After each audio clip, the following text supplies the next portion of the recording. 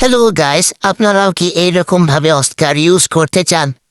তাহলে এই ভিডিওটি দেখুন। মাত্র 1 মিনিটেই জানতে হবেন কিভাবে অস্কার ব্যবহার করতে হয় এইভাবে। তো প্রথমত আমাদেরকে ট্রেনিংয়ে যেতে হবে। ট্রেনিংয়ে গিয়ে সেখানে একটা বাটন থাকবে কুইক সেটিংয়ে গিয়ে সেখানে একটা অপশন থাকবে সিডি রিডাকশন, সেটা অফ থাকবে, অন করে দিবেন তাহলেই হয়ে যাবে। এই দেখুন কিভাবে আনলিমিটেড অস্কার ব্যাপার হইতেছে।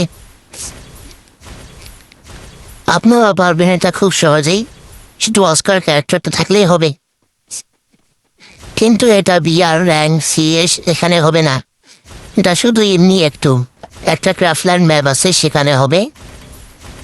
ট্রেনিং ম্যাচে গেলেই সেটা বন্ধ হয়ে যাবে।